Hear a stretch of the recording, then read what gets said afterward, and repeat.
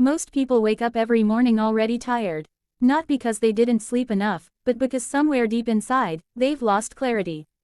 They move through their day checking boxes, meeting deadlines, chasing goals that once sounded exciting but now feel empty.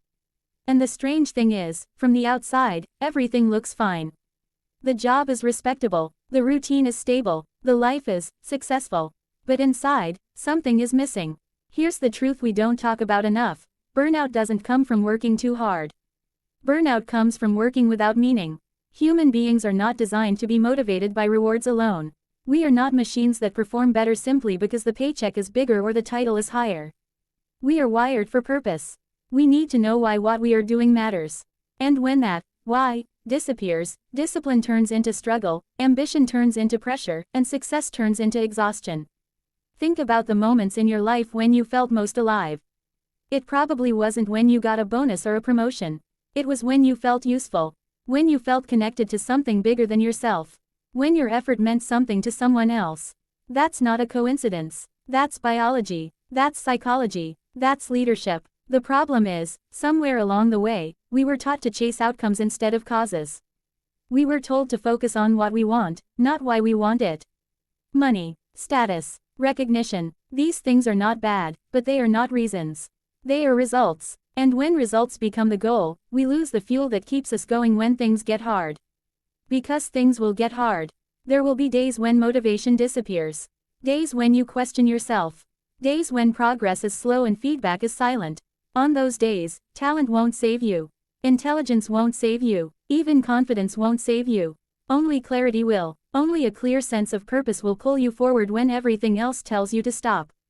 That's why the most resilient people aren't the smartest or the strongest. They're the clearest. They know why they do what they do.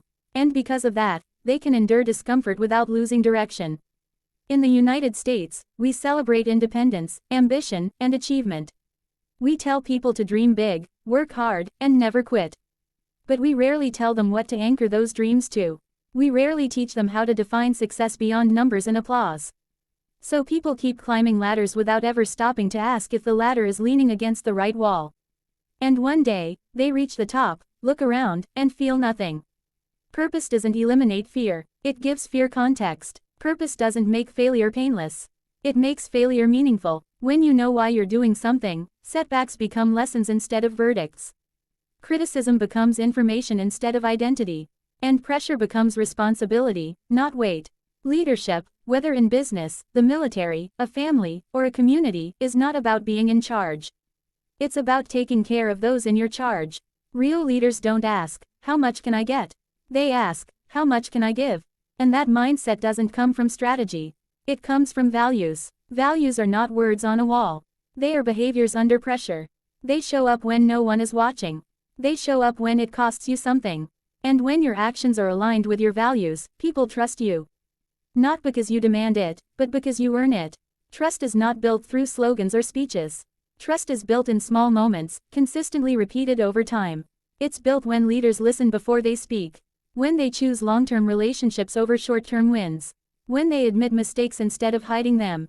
When they prioritize people over numbers, even when the numbers matter.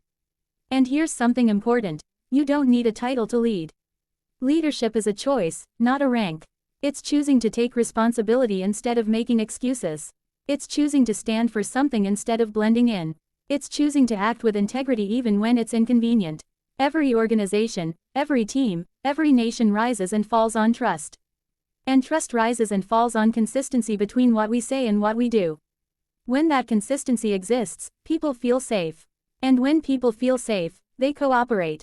They innovate. They take risks. They give their best, not because they have to, but because they want to. Safety is not the absence of danger. It's the presence of support.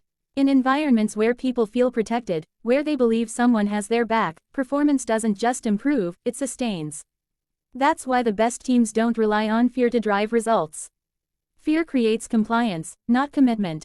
And compliance disappears the moment pressure is removed.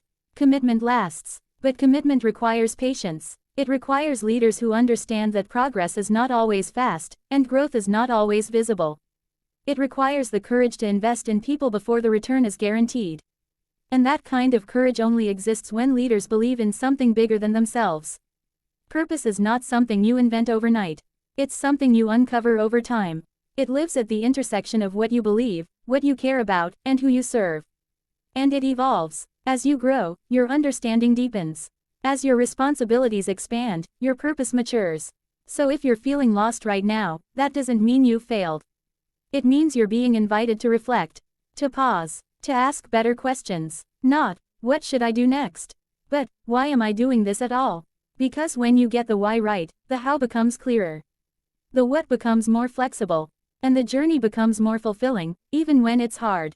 Success without fulfillment is the most expensive failure there is. The world doesn't need more people chasing titles. It needs more people standing for principles. More people willing to choose courage over comfort. More people who understand that real impact is measured not by how many people work for you, but by how many people are better because of you. So slow down. Listen to that quiet voice inside that's been asking for meaning, not applause. Reconnect with what matters. Lead with intention. Serve with humility. And remember, the goal is not to be the best in the world. The goal is to be the best for the world. Because when you know your purpose, you don't just wake up motivated. You wake up responsible, and responsibility is far more powerful than motivation ever will be.